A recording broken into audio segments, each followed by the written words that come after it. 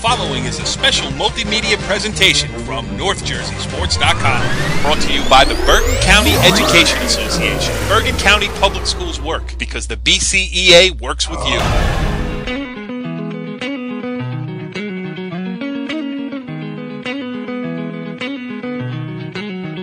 Back on the Wrestling Show, NorthJerseySports.com's original multimedia series talking all things North Jersey wrestling. This is Season 4, Episode 13, and it's crunch time, baby. The districts are in the books. The Region 2 tournament has been seeded, and we got it all covered for you here on this edition of the Wrestling Show. I am Corey Doviak, being joined by our new usual cast of characters, starting with my co-host, Kenny Sarajian. Kenny, I'm not going to play your introduction this week. It's not about basketball. Too much to do. Also joining us is Pascack Valley head coach Tommy Gallione, and he is a kid that worked hard to achieve the level that he got to. What's going on, Tommy? Yes, how's it going? Good to be back. Everything's good. And joining us also is a guy who has firmly ensconced himself in a chair that was formerly open. So now, with a new introduction, here is... He is the most interesting man in the world. He is former Westwood head coach and current Westwood acting athletic director, Mike Attanasio. What's going on, At? Oh, I feel so good. I have some kinds of intro, man. That's really awesome. Nice job. Yeah, it's a leftover, but That's it's right. yours now, pal. Hey, if you think I'm interesting, that makes one person out there. I love it. Yes, and then, I do want to get to everything we have to talk about tonight, but I can't let a week go by without this.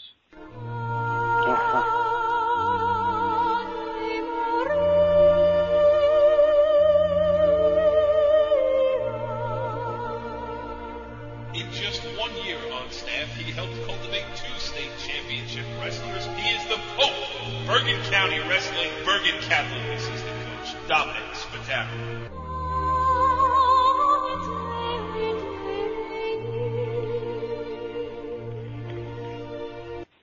He is the assistant coach of God's team, the Bergen Catholic Crusaders, winners of 13 of 14 weight classes at District 7. Donnie Spataro, what's going on, my friend? God bless all of you.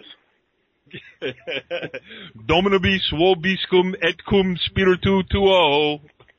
Amen. All right, so let's get into this now. Kenny, why don't you take over? A lot of district action. You were there on scene, as were all of our panelists here tonight. So what direction are we going? Well, we're going to start going. We'll go through the districts first. We'll each guy will give a highlight. Toughest bout, deepest weight class, outstanding wrestler, and we're also looking for a guy, a second or third, who may do some damage going on. And then we'll bring in Corey Fitzpatrick to do his district and tell us where the exciting bouts were. And then we're going to talk about the regions. We got the seeds. We got the seeding chairman, the guy who made it happen, Mike Attanasio, here with us tonight. So I do have to make one thing. There was one big disappointment over at District 8. I was there the whole weekend, and there was no sausage and peppers. Oh, Kenny. I'm sure you found some substitute. What? I'm sure you found a substitute, trust me. Hey, he did. He found the... It's interesting you bring that up, Dominic. Yeah. What do you eat, like 20 knishes? No. They had a wonderful grilled cheese with Taylor ham. It was delicious, I might add. So kudos for Riverdale making a comeback. But let's get started with wrestling. Let's do District 5 real quick. I'll sum it up. Don Bosco won. Anybody want to know anything else? Okay. Don Bosco won. Paramus, of course, had their cadre of guys. Joey Travato, state place winner, is coming back, and he had a tough final, beat Sample from the school up in Upper Saddle River, and it was a 1-0. I believe it's Allendale. What? In Allendale. I believe it's in Allendale. Upper Saddle River. I don't remember, though. Really. Let's play nice. And but Don Bosco had their stretch of guys. I mean, I think Chaconis is wrestling real great. Luke Farinaro is wrestling real great. Gonzalez seems straightened out. He's come through. He's down at his weight. He's come through his district like a beast. And it's what was expected. I don't think there was any big surprises that I saw when I scanned the paper. We haven't had a coach from District 5 volunteer to come on the show. We'll look for someone this weekend, but that's what this District 5 was. Don Bosco. Chris Potato did a nice job over there, and let's go to District 7 and Donnie, because that's another quick one. Yes, that is a quick one. Donnie, 13 out of 14. Yeah. Okay, moving on. Let's go to District 8. No, you got to be happy with the way your guys wrestled over there to win 13 out of 14 weight classes. I mean, I would like to go through the history book and find out when, if ever, that had ever happened before. Obviously, it's only the move to 14 weight classes is recent, but still, to win all but one, I'm sure has not happened often around the state of New Jersey. No, I mean, the kids wrestled well. I mean, really good match at heavyweight. Conor O'Brien wrestling Suarez from the Milford. That was, I think, 31-1. Great match. Went into overtime, and O'Brien came out on top. So they'll have a match. They should have a rematch in the semis of the regions this week coming up. So we'll see what happens. Anybody stand out for you from your team that, you know, maybe was you weren't sure was going to get a victory and came through and wrestled, you know, a tough road to get to a championship? Well, not that we weren't sure he was going to win, but you know who I'm really happy for? 145-pounder, Zach Spear.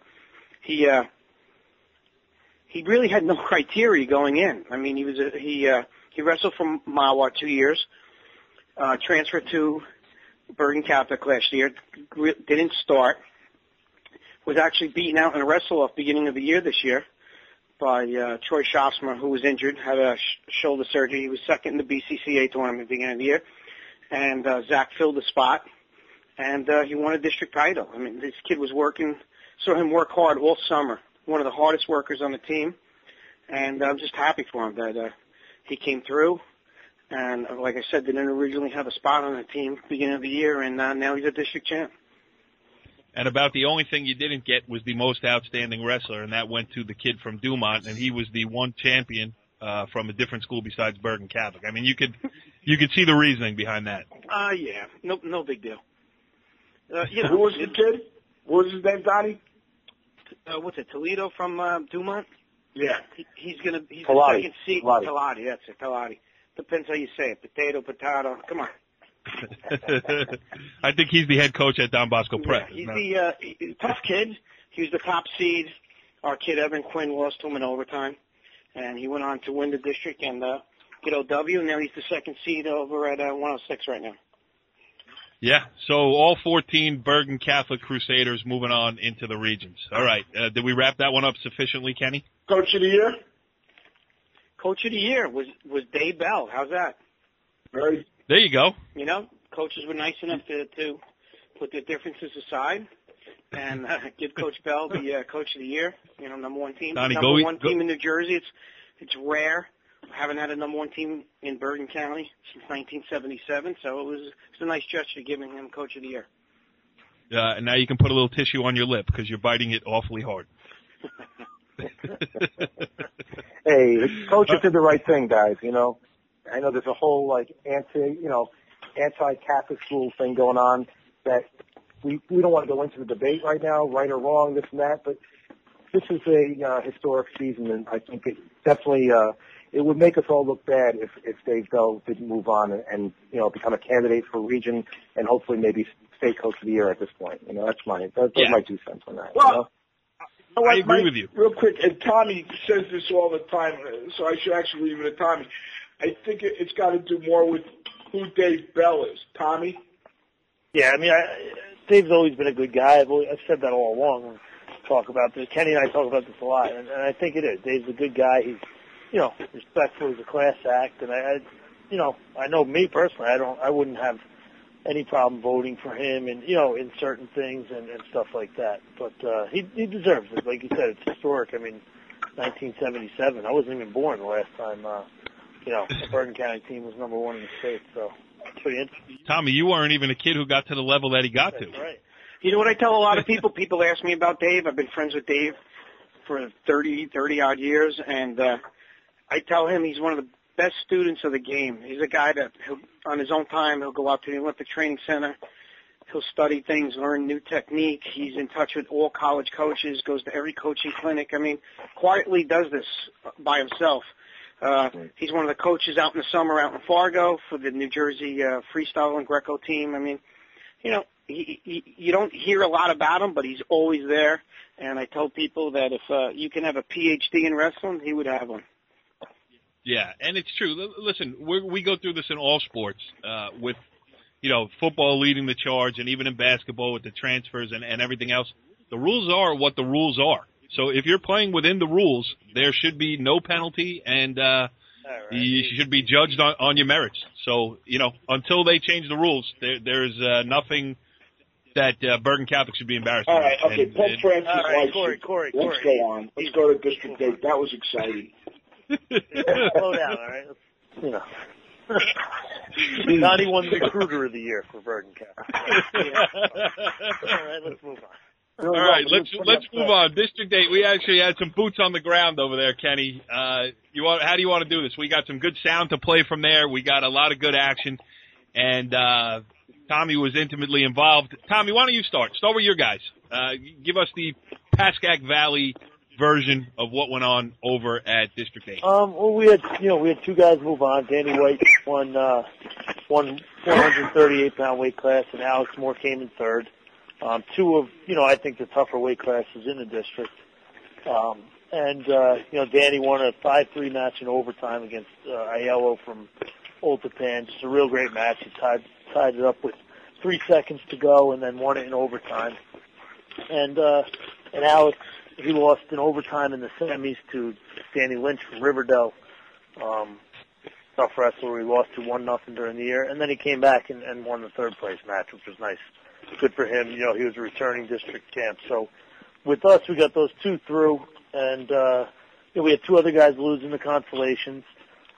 They had nice, seasons. The two seniors that lost at 132, Steve Arcidiacono and Colin Burns. But kind of what I expected with the two middleweights for us getting through. But overall, it was a competitive district from start to finish. I mean, from early on Friday night, we had a few upsets throughout the district, and it just continued all the way through the finals on late Saturday afternoon. Kenny, are you all right over there? Are you choking on a Knish? Oh, that wasn't me. Oh, okay. I'm just checking. Mike Attanasio, you were also there at District 8, is that correct? Absolutely. Why don't you give us the wider overview of some of the stuff that you saw? All right. I'll give you a couple. I jotted down some ideas. I did a little prep, Kenny's my role model. Look at that. That never used to happen. 106 was a great match. Tropea and Robles was a real good one. Maybe go again this weekend, possibly at the regions. Robles gave Tropea all he could take. A lot of good scrambles. It seems like Tropea is maybe a little bit better than him on his feet.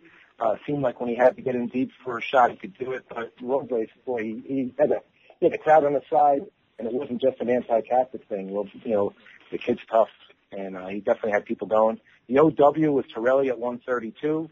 Very explosive wrestler. Definitely, in my mind, the most fun wrestler in our district to watch.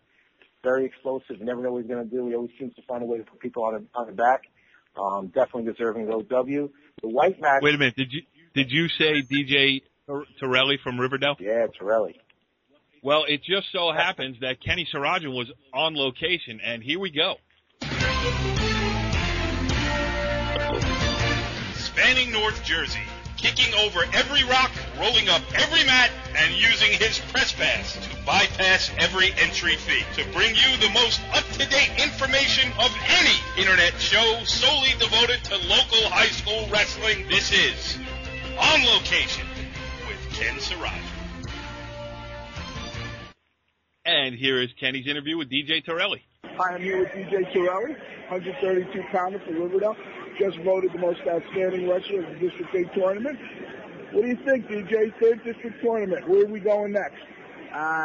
Looking forward to weekends.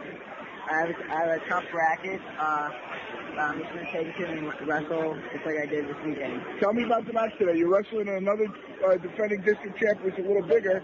It was a tough to go all the way. What happened? Yeah, I knew he was a good wrestler.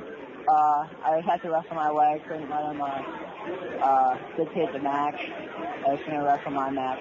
How did you make sure you controlled the match? I knew I could take him on my feet, so I just kept it neutral. Time he was top rider on top, so I decided to point in a different direction. He's a lot bigger than you too, huh? Yeah. But you slipped out a couple times. You came around. You kept your cool about you. He was going for cradles at the end. Yeah. He tried to throw you. You came back nicely, right? Yeah. So let me ask you this. You were a senior. It's been a proud Riverdale career. What's up for next year for you, DJ? I actually just committed to Johnson, Wales. Oh, very good. Yeah, I'll be wrestling 133, so it'll be fun next year. All right, good luck next week. Thank you very much. Good stuff there, Kenny. Very good, thank you. Tirelli did good. Mike, go on. Tell me the other. One of the bouts I liked the best, I'm going to jump in here, was a consolation bout at 138, which was Owen Ross of Northern Valley Demarest versus Del Cortivo from St. Joe's. And that was at the buzzer, too. The refs had to confirm. I mean, it was 7 seconds left when the whistle blew for the last time, and Ross went after him. He took him down on the buzzer. The refs looked at each other, and Tony Tabacino, who's got more experience than anybody, nodded his head. I think we all thought it was 2 right away. But, they let it go to the buzzer. Tony looked up, told Dawson it was 2. It was 2, and Ross won. And it was about as dramatic a finish as you could have to a match. Yeah, that was a good one. And they got the call right, too. It's always good when it comes down to the end like that. And he definitely had 2. And, obviously St. Joe's wasn't thrilled about it. They thought the call, if it was 2, should have been made right away. They waited a little while. But the bottom line is they got the call right, and the right guy moved on. Any other spectacular weight classes from either of you? I know I got one more, but go ahead. Well, yeah, I got a couple more that were good. I thought that Caridi's match at 160 was interesting. He struggled for a little while, but by the end of the match was dominant. And those guys could wrestle Friday night, which would be interesting because it was a real good match for a period and a half. But Caridi's just a little bit too strong, I think. Across Sagno upset Coffee. I think he had 33 wins, big win at 71. And going back to a different round, the semifinal match between Minero from St. Joe's and Gallagher from Westwood was, I thought, probably, as good as any match I saw the whole tournament. Yeah. All right, Kenny, now set up the other interviews you have there. Well, one of the things, and actually this is a weight class I want to talk about at the regions. I think this year, across the board, we have a very great crop of heavyweights. 4 stand out. One is Kevin Wilkins, who will be going to Rutgers on a football scholarship. Donnie's kid, O'Brien, Suarez of New Milford, and Federer of Don Bosco. And I got this Wilkins, is a very good young man. He also won the Herbeck Award, which is a prestigious honor given by District 8 in memory of a Marine who was killed in the current conflicts overseas. And it's given to someone who exhibits perseverance, has overcome struggles in his life, and has not given up. And that's Kevin Wilkins. I think we have a very athletic bunch of heavyweights that we're going to see this weekend in the regions. And I sat down with Kevin Wilkins. Okay, I'm here with Kevin Wilkins of St. Joe's Regional, who just won his 3rd district championship. Last year he was 4th in the state, and he's more than just a wrestler. He's an interesting young man who's also going to Rutgers to play football.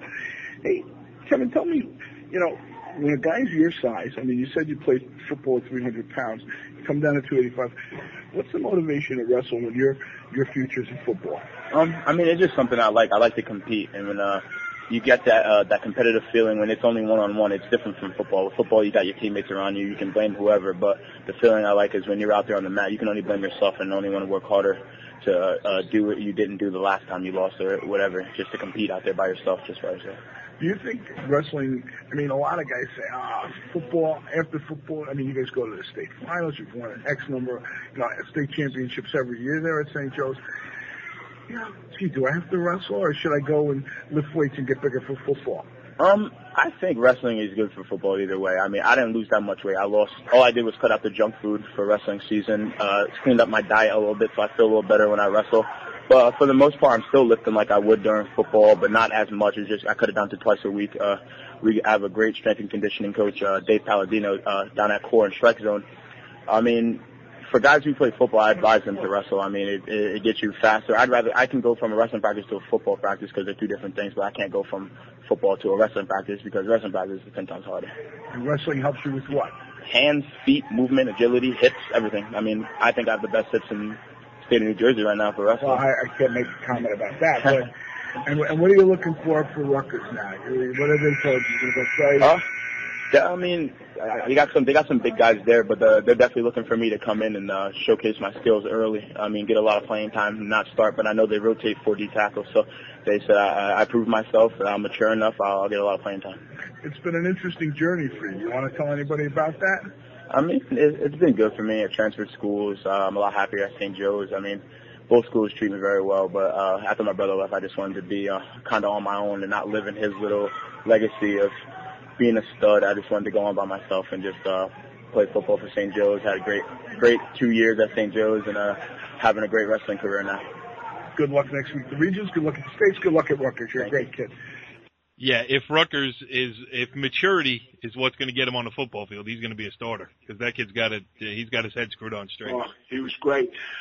We got one other interview, but I want to jump in on one other thing. One of the great matches we were expecting was Robbie Majuli against Dominic Carfago, and I got to say, Robbie was hurt at the beginning of the year. Dominic's been fighting off some injuries. Robbie went out there, and, I hadn't seen him wrestle maybe twice this year. He was a ball of fire. Dominic's knee gave him some problems. He ultimately had an injury default. But Robbie really looked like he's got his game on. He was aggressive. He was smooth. He was slick, so I want to give a little prop to him. And then we also caught up with the winningest coach in the state of New Jersey wrestling history, guy who had his first district champ 47 years ago, Stan Woods. I'm here with Stan Woods. Stan is the dean of wrestling around here. He's been doing it for a long time. He had his first district champ in 1966, and now he's here with his Emerson Park Ridge team. They got 4 kids in the finals. Stan, what makes you keep going? I love the sport. I love the competition, and it's just been a great thing. It's just part of my life now. Oh, that's beautiful. I mean, the amazing thing is, while we all have trouble with kids, you still relate so well to your kids. There's such an affection they have for you. Why is that? I wish I knew. Maybe I could sell it to somebody. Let me ask you this. 66 to 2014, we're talking about 48 years or something like that. How has wrestling changed in your mind? Well, the technique's gotten a lot better because of all the clubs and the kids putting in time and wrestling year-round. I mean, back years ago, kids were like mostly athletes. They were 3-sport athletes. They come out for the season, and then the end of the season, they were done. So while the level of wrestling is better because of the year-round wrestling, how has not having, in especially a school like yours, not having as many 3-sport athletes affected you? Well, I think that's part of it is that we still do have. We have a lot of 3-sport athletes because it's a Group 1 school. So a lot of them have to figure out where to spend their time, so trying to get them on the mat and you all is hard. Dan, you're the best. Thank you. Thank you. Thank you. A guy you know well, Donnie. Yep. Was my coach in high school. That's crazy. I mean, that math is hard to do, but that's almost half a century of wrestling history, Kenny. That was good stuff. Yeah, he's a good guy. All right, let's move on then. You got Mike and Tom. You got anything else on District 8? I got one correction. I hate to do it, Kenny, but Robbie Majuli won the Herbeck Award. Yeah, Wilkins was nominated. Oh, you're right. You're not far off because every team nominates somebody deserving, and Wilkins was definitely deserving, along with a lot of other guys. But Kenny was only off by 2 weight classes. Let me sum it up for you. Here you go. I got to be honest with you, and I apologize because I'm being stupid. Kenny, maybe you went out for grilled cheese when they announced the winner, huh? Actually, truth is, yes, I was, and I had to ask Tommy, and I still screwed it up. But I'm going to pay for that at school tomorrow because Majulie's father works with us. Oh, my gosh. You know what the greatest thing about the wrestling show is? We try to present ourselves as professional. We're 4 seasons into this. We feel like we're, a legitimate outlet for wrestling news and notes. And then we get the Herbeck Award in a wrong. So we're staying true to our roots here at the wrestling show. And we're going to move on now to District, let me get this straight, District 6, as we bring on Glen Rock Saddlebrook head coach Corey Fitzpatrick. Corey, thanks for joining us for a second straight week here on the wrestling show. Thanks for having me. Well, we had a good time with you last week. We had a bunch of laughs. And let's just talk about District 6, how it played out. How about matches that stuck out to you? The one match that really stuck out to me was 132 with Stag Lumbini, who's a pretty good wrestler, and from Ridgewood, and Scaravilli from Paramus Catholic. Mm-hmm.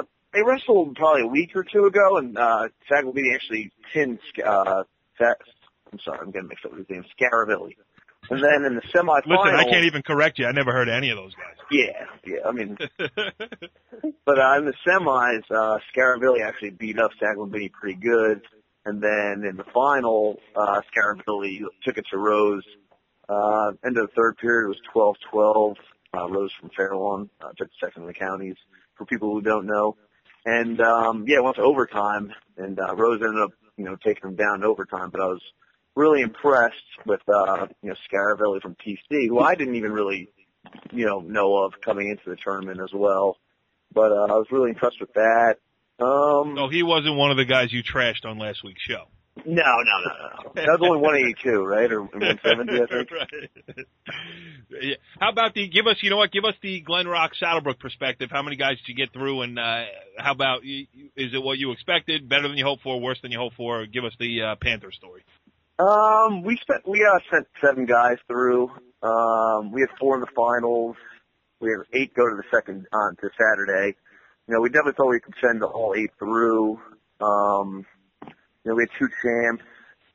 The champs were champs? Mike Andriano and Chris Jacobson. Right. Zach Hunko, I thought he would be a shoo-in to win it. It would have been his third, but he got upset in the finals by Morris from Ridgewood. So, that was kind of, upsetting there, but, I think he'll turn it around next week. And at 113, my sophomore, Ryan Cosgriff, was wrestling a top seat very well. I think he was winning the match going into the third. It kind of got chin whipped. The Fairlawn kid was on bottom.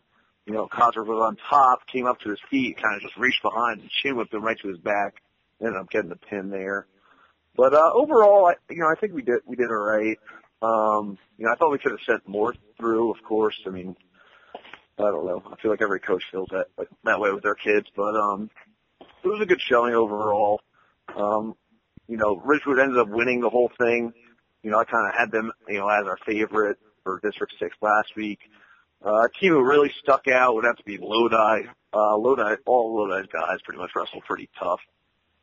So, I mean, I thought we definitely would have came in second, but we ended up coming in third, which was a little disappointing, but, it is what it is, and, just move on from it. But, and who was the most... Corey, you were right last week about some of your predictions on some of the weights not maybe living up to bill. Which ones that you predicted that really came out that you feel, wasn't the greatest? Oh man, what a setup up here. I mean, 182, like I said, I thought, it was competitive though, but Kid Kyle and landed a top seed pin in the final, so. But, I thought every way was pretty competitive though, altogether. Yes. We had a lot of good finals matches, so, I mean, all in all, it was a pretty competitive, tournament. It was nice to see a bunch of, public schools fighting for, a district title. Yep. Which is, nice to see in Region 2. So it was a good tournament. Went pretty good at overall. Who was the most outstanding wrestler? Joe Oliva. Okay, yeah, he was predicted as such. Yeah, I mean, I think so. You know, he actually wrestled. He ended up wrestling Rocca, Joe Rocca from Elmwood Park in the finals. And from what I heard from their coach, they had a pretty close match the first time around, and in the finals, Joe Oliva wrestled very well. And I don't know, he's just a great wrestler overall, a great kid. So I think he deserved it. And the most important question we could ask you from the District 6 tournament is, how was the menu? We had Kanish's grilled cheese over at District 8. How about the bill of fare over there at District 6? You hear that beat? That was Kenny getting excited when you were mentioning the food. Kanish's, that's got to be a first in my book for wrestling tournament. Did you get the food sample? was pretty run-of-the-mill for a wrestling tournament. You know, Italian Heroes, pizza, that kind of thing. Candy and stuff. Yeah. I may have missed it. Who was the coach of the year over there? Shane DeLuca. Very nice. Good to see the Cutters back doing well. All right. So that is our look around the district tournament. Done, finished. And if you were looking for the place to be for all of your Region 2 news, you've come to the right place.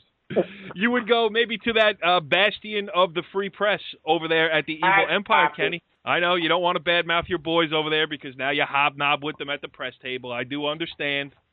So we'll just keep it to our little thing that we got going over here, our quaint little corner of the high school wrestling universe.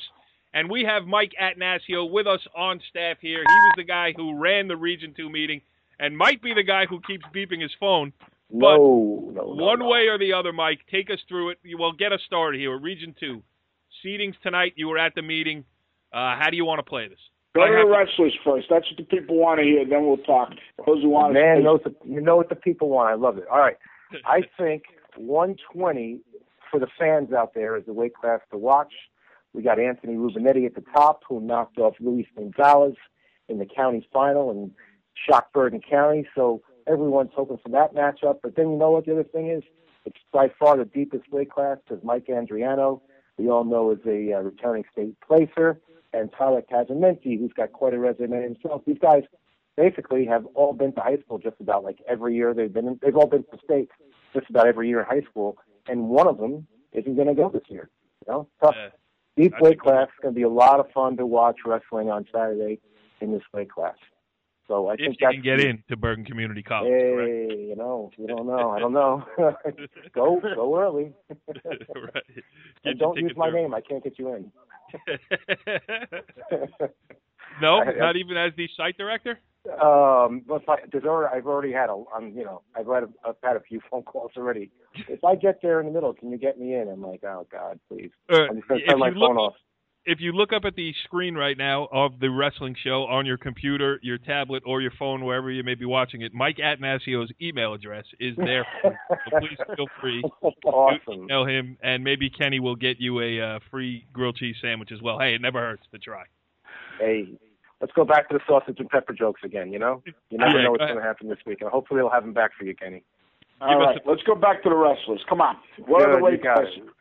All right, my other weight class I'm really looking at a little bit, 138. Got some, not to dismiss anybody, but, I like the semifinal possible match between Angelina and Oliva. I think that's dynamite. And possibly waiting in the wings will be Travato from the top bracket. I know Danny White's going to try to have something to say about that. Your guy over there, Valley. 138's another deep weight class I'm excited looking at. And 170 I'm excited about. Faranow and Mulligan have gone at it a few times, and they're looking like they might meet in the finals. Who knows what will happen, but that would be an awesome final for the fans to watch. And, of course, there's weight classes like 182 and 113 where you have two of the best wrestlers in New Jersey from Bergen Catholic. And, that does make for interesting viewing, even though they might not be the most competitive matches, but Siriano and Sebastian actually on the Star Ledger, they are number one and the number two wrestlers ranked pound for pound, which is pretty impressive to have them on the same team, right there for our fans to watch. Yeah. Go ahead. What do you think about 195 on the top side? 4 district champs all meeting in the quarters. Pretty crazy. But you know what? Pretty outrageous. You know what? The seeding criteria, and we could talk about this forever, but really when you think about it, if that's the way the criteria goes, that's the way it goes. And, Give the names. Mike. We got Majuli as the top seed. Then we have the bottom bracket. Carfagno is the 2. Pending that he passes a physical or something, he can actually wrestle the whole match. And that's not to diss him. He's a great wrestler, but he's obviously hurt and he's not himself right now. But yeah, the top bracket on the quarterfinals is going to be Majuli against Morris from Ridgewood, who's a champ, and Chaconis, the freshman from Don Bosco, who's a champ, and he's going to wrestle Vito Renzi, the 4 seed on Friday night. So yeah, it's a rare one. They have 4 district champs in the top bracket wrestling each other on Friday night. So, Mike, there is no room for, you know what, let's not group these guys this way. It is what it is. It is what it is. We've done this in the past where you separated the guys by district champs, and when you wind up with a deep weight class in one district and a thin weight class in another district, it really screws up the seeding and suddenly, it drives people crazy. What used to drive people crazy, because sometimes you look at it and go, this can't be right. We have some really good guys that would get eliminated on the first or second round. And it was even worse back then because there weren't wrestlebacks. You didn't have an opportunity to maybe lose Friday night and still make it to AC. So right. It's a better system to disregard whether or not you're a champ. It really is. Whether or not we like this system with the OPC is a whole other issue. Mike, Tom, Donnie, and Corey, which do you guys see as the most open weight class? I love when you do that, Kenny. You open the floor to everybody at the same time, and then when you stop talking, nobody knows when to jump in. So direct it. Give one guy first. All right, we'll start with Mike, then Donnie, then Corey, then Tommy. Because Tommy's probably changing a diaper. No, I'm still here. No diaper. All right. Go ahead, Tommy. You know what? First of all, answer Kenny's question. You got a weight class that you're interested in seeing other than the one that your guys are in? The most open one, as I look through it, I'm thinking, there's a lot of tough. I think 152 is pretty open. I mean, you look at, I know you got Donnie's kid, Grello, the top seed, but you have Tyler Mullen, who's the 2 seed, who's, now I guess 2-time district champ. He was 3rd in the region last year. You have Tyler Callancy from Riverdale. So there's 3 guys right there that I think, I don't think you can really sit there and say, hey, one's a clear favorite. I think there's it's pretty open. You throw in a few other guys like Justin Cochran in that weight class, and it makes it pretty interesting. Okay. That's my take. Interesting. Cochran went up from 45 to 52 in the district. He went up from 45 to 52. Yeah. Donnie, you got one? Donald? You have a weight class you're interested in, or a weight class that might not be as closely defined? No, I'll tell you what, it was interesting today, one of the seeds, like 113, how one match can throw everything off. I mean, you had an upset in District 5 where Shea from Don Bosco upset Freeman. Freeman would have been the 2nd seed, Sammy Schneider the 3rd, and by that win by Shea, that dropped Freeman down to 3rd and Sammy up to 4th, which gives him the draw of having Suriano in the semi. So, which means he could have to fight his way back for a place to go to the States. Yeah, I mean, there's a lot of interesting seeds. I mean, you got Sam Cowley, returning region champ at 132, got seeded 4th today. So yeah, that's my wide open. Yeah, if I had to pick a wide open weight class, I think that's it. Yeah, it's going to be a lot of good semifinals this year. 132 has Ascalisi. Did I say that right, Donnie? I don't know. Yes, Ascalisi, JP Ascalisi, top seed from Bergen. He's the top seed. Sabahi is the guy who knocked off Cali this weekend. He was the outstanding wrestler from District 5. That's from Paramus. And then DJ Tirelli is the 3 seed. And then, of course, you got Cali, who's the returning region champ. I feel like, and even Rose is a county runner-up. It seems like he got a little injured in his final. Hopefully he's up to the task this weekend. But, I really see 4 guys there that you could make the argument that could win this weight class. And to me, it's probably, probably as wide open as it gets. But I agree 52 is an interesting one, too. As far what about 106, guys? 106, I was impressed with Topia, but he didn't wrestle a complete match. You know what I mean? I don't know, you guys were watching these things where I was. I've seen him wrestle quite a few times. Mike, you're right. I've seen him wrestle quite a few times. He usually comes out like a ball of fire. Mm-hmm. And it kind of slows down as the match goes on.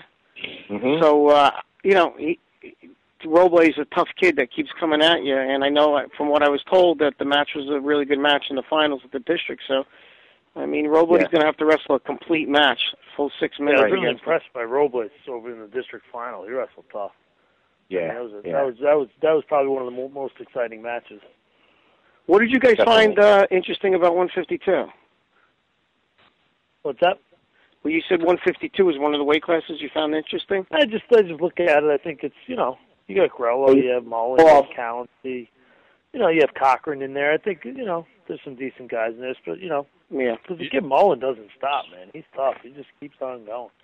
Yeah, I mean, we can't really do it all justice, because what we should do is probably break down every weight class one by one and go through all the kids, but it's just not going to be feasible on this edition of the wrestling show. I mean, best we can do is sum it up next week and then look forward ahead to the States. Because really, we're doing every kid that we don't mention an injustice, because just to get to this point of the season and still have matches left to wrestle is an accomplishment in itself. But let's move on now. Let's talk about this new seeding situation. It's a little bit different, and Mike, you could probably take the lead on this, and Donnie, I know you have some thoughts on it as well. But the way the districts were seeded this year was new. They had an idea to try to carry that on into the regions. I'm just the host here. Mike, why don't you tell us the ins and outs? Okay. Well, basically what they're trying to do is they're trying to make the tournament, which is really one big tournament. It's really the states, the regions, and the districts. The districts and regions really just lead up to the states. They're trying to get to one of the goals the coaches have, which is to make some consistency in the seeding criteria. Because over the years, it's basically been 3 different criteria sets for 3 different tournaments. Right. What they've come up with is this new system.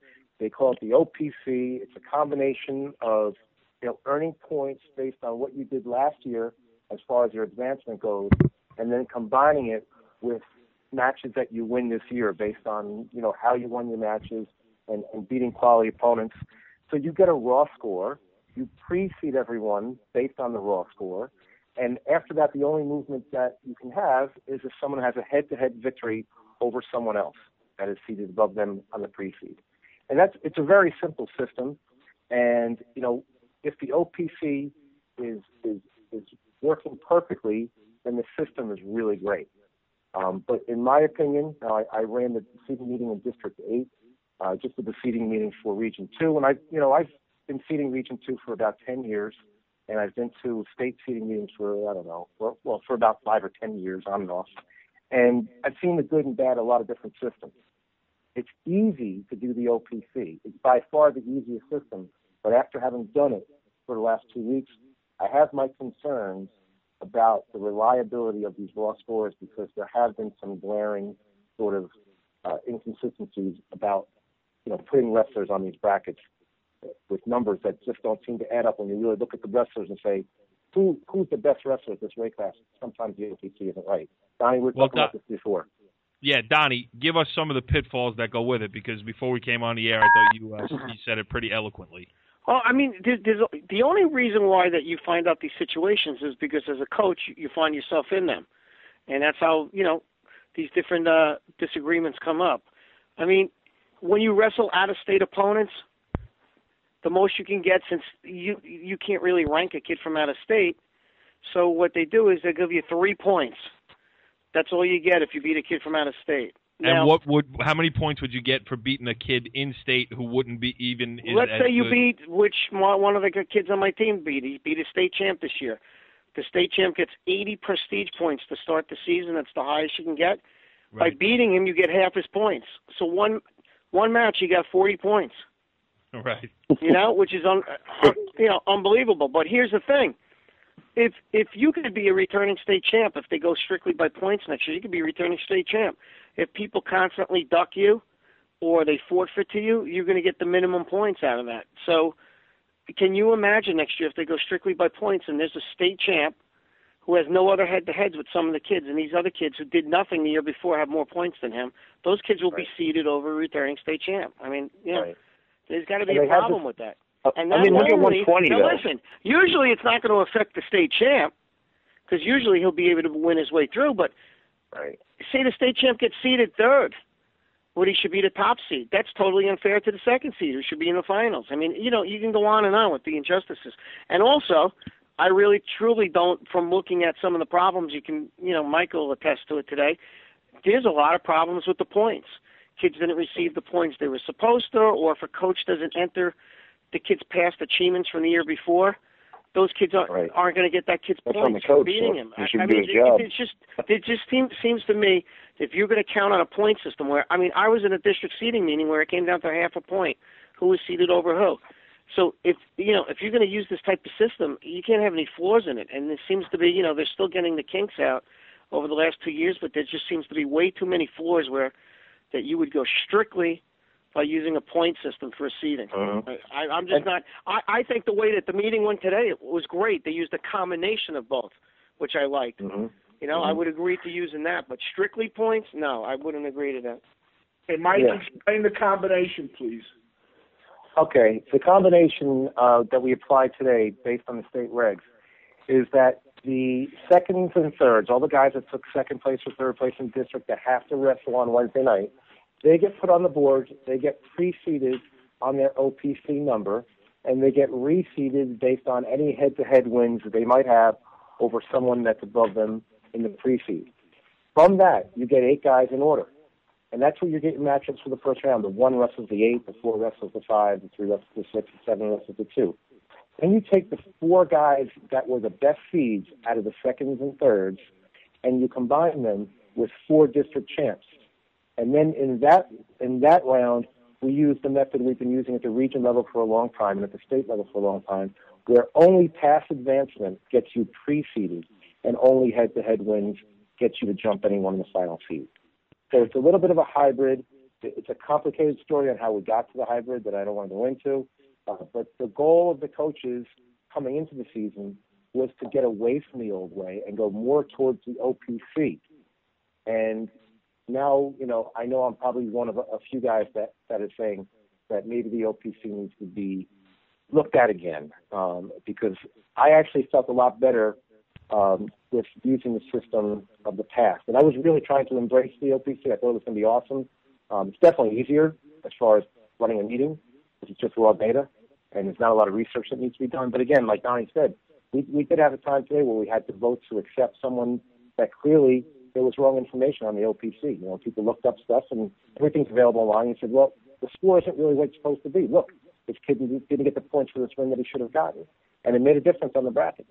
Yeah. So there's a couple of kinks that have to get worked out. They also have this other thing where they think that creating this wild card is going to solve all these situations like Donnie was talking about, where you have a state champ that maybe has a lower number.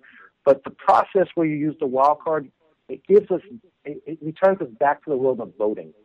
And everyone who's been in coach for a long time knows, once you get involved in voting, everything gets to be skewed. It's impossible to really get guys to vote in an honest and accurate way, unbiased, not taking into account how it's going to affect their kid on the bracket. It also leads to meetings that go 3 or 4 hours. So I'm not in favor of the wild card to solve those situations, because it doesn't really go that well. I like no voting, set criteria, and keep things as simple as possible. Corey Fitzpatrick, aren't you glad you took this job? Yeah, I'm thrilled. I haven't been able to say anything Corey, either. when you have set criteria, that's it.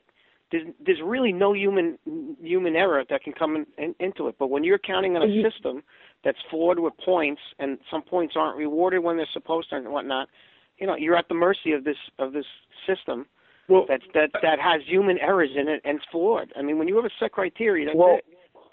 Hey, look at 120 in this region. Rubenetti is in the 1 seed over Gonzalez over head-to-head, right? But Andriano is a state medal that Rubenetti or Castanetti doesn't have. You know what I mean? It's clearly flawed. I don't think Luis Gonzalez is the second best wrestler in that weight class. I think he's the first. I don't know. Obviously he lost 1 match, and now he gets knocked to a 2 seed. I don't know. It doesn't really add up. There's obviously flaws in it. It works. It's quick, but in the long run, it's probably going to screw a few guys. You know what I mean? So, well, are you saying that you think Gonzalez should be the top seed? I don't know. How could it be? I don't know. How could it be top seed? How could it be top seed when one of the kids in the bracket beat him for Yeah, you can't. No, I agree. I'm just saying, we're talking about returning state champs, right? This guy's returning state champ. You know, I mean, you all head to head, it makes sense, but I don't know. It's just, he doesn't beat Adriano Rubinetti. Right. Excuse me. I'm like, what's that? I want to hear from Tommy first, and then I want to just try to summarize some of the points, and then you guys can go again, because I don't want people to get lost. Tommy, what's your opinion? Well, I think I've been in a few meetings. You don't want people to get lost, and now you ask Tommy his opinion? Really? A zinger on the wrestling show. See, now here, I was going to give Donnie a compliment just then, but now, I mean, don't bother. You know what? The score right now is Spataro 5, Gallione nothing. You're back. I was going to give and Donnie Tommy keeps taking injury time to change diapers too, which is. There's another good comment there, but I'll save it. But Mike ran a bunch of our meetings, the district meetings, the last few years. I know he runs the region meeting. As I look through the bracket now, I mean, I really do think they got it right. I mean, I know, like Mike, talked at the district meeting about how they were going to do the regions with this kind of hybrid, you could call it. And, as I look through, especially the weight classes my kids are in, but even as I look through 120 or some of these other weight classes, I really do think, every year that these guys, they do get it right. And I think with the computer system, there's just too many flaws. I mean, there's some problems that are going to come about with coaches inputting, their information. And, I like it the way that it's gone the last few years with your past criteria. What's your past criteria? Who's beat who? And then go from there. I think it's worked well. I'm kind of worried about if they start moving just more towards this computer system that we're going to have a lot more problems. I mean, our district meeting 2 years ago took about a half hour. Now, this past year, it took, over 2 hours, Mike? Yeah, we had a couple guys that worked the wild card up. Some point systems and this wild card business. So, I just think that they're moving in a direction that might cause more problems, even though it sounds easier based on a computer. There could just be more issues with the data that's inputted. You know what I find funny about our sport, and I go to all the rules committee meetings and what's going to change? Just when you think that everything's perfect, it seems like the rules get changed for the sake of getting changed. I've never, every year, there's a whole new bunch of rules. I've never seen a sport where they maybe tweak something a little. Every year is a whole new, 180 on everything. Whether it's weight cert, or whether it's seeding, or whether they're going to take, the discussion of taking 8 teams to state sections versus 6. I mean, I've never seen anything like it in any other sport, what goes on from year to year. And it just seems like, I don't know if they just want to make changes for the sake of making changes, but just when you think everything's almost perfect, I thought the one thing that was wrong about the sport, and they corrected it last year, was one and done at the states. You bring a kid down there, he got one shot, and if you lost the first round between the second and thirds, you were done. You had to go home. You didn't get you weren't allowed in wrestlebacks. They took care of that last year, and I thought that was the last discrepancy that, to make a great state tournament. And now they just turn around, and this whole seeding procedure supposedly next year is just going to really make a lot of discrepancies on what's going to happen. And I think there's going to be a lot of bad seeds next year, things that kids shouldn't be where they are, and you're going to have 2 great kids wrestling each other early when they should have been split apart, but we'll see. All right. Well, if there's any convincing them that maybe that's not the way to go, or not, or they. I'm sure that you're going to have a lot of people when the rules committee meets and we go to the meeting. I think you're going to have a lot of people talking about what floors came up, but we'll see. I mean, usually when you go down there, if they have the idea that they're going to do it, they're going to do it anyway. Yeah, you can show them the evidence that it's better the other way. Yeah, I mean, and you can show them all the discrepancies you want on the system, and they'll just tell you, yeah, we'll fix that by next year. Let's just get back to where we are. The key is. Let's just get back to where we are. Back to where we are. Shut up. Yeah, let's not talk about important stuff. Let's get back to what Kenny wants to talk about. Go ahead. No. What I want to just is get it. Make sure we've got it right. The 4 district champs. The benefit is they get. Do you think anybody's still listening? What? There really is no benefit to being a district champ. Kenny now has the interview with the head cook at the snack stand at District 8. Go ahead, Kenny. Please tell us how you prepare those knishes. And the grilled cheeses. What butter do you use for that consistency in that grilled cheese? Go ahead. Hotel bar butter. All right. So before this benefit, Donnie, you get a bye Wednesday night. That's the only benefit. Because then you get that's the only benefit. What? Oh, Kenny, that's the only benefit to being a district champ is that you get a bye. But like, let's say I was like second in the region, I lose my district final like the year before, I'm still going to be seated very high. Right. So regardless, there's really no benefit at all. Well, that's what happens. Zach Kunkel lost his district final as a 3 seed. So there's really no benefit. Whether he wins his final or not, I don't think there's really that much of a benefit there. See, and that's what we're talking about with the seeding thing. If you just go on the points, and one of the problems in the district that I want to reiterate is you have coaches who have not been open and honest about what they enter into the system, and that causes problems. That's number one. Number two, what Donnie said was, it now creates an advantage for me to avoid the certain heads-to-heads in the dual meet season. So the wild card thing is another big problem that I just want to emphasize. I'm just trying to emphasize what you guys said. The wild card, that came 40 years ago, and the whole context was a guy gets hurt, he doesn't wrestle the whole season, he placed before, you don't want to screw him out of a seed because you don't really hurt him, you hurt the guy that he's going to wrestle in the first round, who might be the number one seed because you didn't seed him. But the problem is guys aren't honest about it. I don't care.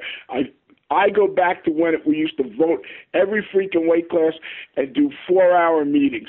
And we all know, and Mike said it, and Donnie said it, and Tommy said it, we know what happens when guys vote. So, you guys, I don't know what else you want to say. Well, it becomes a popularity contest. Listen, it wasn't too, listen, if you ever looked at the regs not too long ago, you could not have a set criteria in a district. You were not allowed to use a set criteria like you did in the regions. So Mike can attest to this. Mike was coaching at Westwood at the time. Almost every weight class went to a vote. And what Mike said held true. This coach didn't like this coach. He was going to vote against them. Or, you know what? I know my kid's really not as good as his kid, but you know what? If I don't vote for him, my kid's going to be in a better position. So this went on for years. I remember one time at Emerson we lost 12 out of 13 votes. Okay, and some of the kids got screwed, and that was because of differences. So we secretly, the truth can come out now that it doesn't matter anymore, we secretly set our own criteria. Correct, Mike? Yes, we did. And guess what happened? The seating meeting went from 3 or 4 hours to the first time we used the set criteria to about 50 minutes. The year after, 40 minutes. While I'm listening to these other districts talking about being there for 3 or 4 hours. Donnie, hold on. That's the breaking news sounder here on the wrestling show. So long story short, after we set our own criteria, I used to keep track. 1 year, the object of seeding is to get the 2 best wrestlers to the finals. That's the object if you read about what the philosophy is of seeding. Your object is to get the 2 best guys to the finals. So guess what? The first year we had 13 out of 14 of the 1 and 2 seeds in the finals. There's always going to be an upset somewhere. Something will happen where there's an upset. The next year after that, I think we were 14 for 14. So bottom line is the criteria that we created and used, which other districts would call me up and go, what are you guys using over there? Which, you weren't really allowed to publicize, but we got it the right way. We had it the right way. And that took care of everyone's problems. There was no more stress at the seating meeting. There was no more animosity. I think it was one of the best things we ever did. Do you agree, Mike? Absolutely. And what we did was a combination of the state criteria with advancement in the tournaments, in the state tournaments. And what we did was, since all of us were part of the county tournament, we inserted the county tournament in, so that accounted for how good that wrestler was this year as well, instead of just going to last year. And we basically sat down, a bunch of us, and said, where do you guys think the county champ should go in the criteria? Where do you think a county fifth goes in the criteria? And we just came up with something that we thought was fair, that worked for everyone. The other key is you do it before the season starts. You have to agree on it way ahead of time. Otherwise, guys start saying, oh, wait a minute, that's my criteria. I got to vote for it higher. You do it ahead of time and makes it fair for everybody. And, you know, you're right, Donnie. We had it going for a while. And you know what made it even better? Almost everyone within the district agreed to wrestle each other. So almost everyone, you know, unless there was some maneuvering in a dual meet to win a dual meet, almost everyone had a head-to-head against somebody, and it made it so much easier. Then when I used to go to the state meetings, you know how this point system came about? Because all the teams down south, a lot of them, I'm not saying all of them, but a lot of them down south would have these 4-hour drag-out district meetings, and they all refused to wrestle each other during the seeding. So one coach is like, you know, we wrestle these hard teams, and my kid has 10 losses, and this other team wrestles no one, and that kid has 2 losses, and that kid's getting seeded over my kid. So that's where all these points came from. Supposedly that was supposed to eliminate that by, you know, the strength of your schedule and who your kids wrestle. But still, like we talked about, still a lot of flaws in it. Yep. Well, Mike, I can't imagine how any type of meeting when you get 4 well, we have 4 coaches here, but in a room together could go 3 hours. I mean, it's unbelievable. Yeah, right. The wrestling show here, Season 4, Episode 13, pushing the 1 hour mark, but there is a lot to talk about. The districts are done. Everybody's looking forward to this region tournament. We have pointed out its flaws. I think we've also done a good job of pointing out just how competitive and fun it's going to be to watch. The only thing now left to do is let the thing play out this weekend, Bergen Community College. We will be back to talk about everything that happened here on the wrestling show next week, and we will catch you then. Corey Fitzpatrick. Corey Fitzpatrick will definitely be back next week to talk about the boring weight classes at the regions. Yes. You took my last joke of the evening, Donnie, but I will give it to you, pal, at this late time. That's my special part. Good night, everybody. Follow the leader.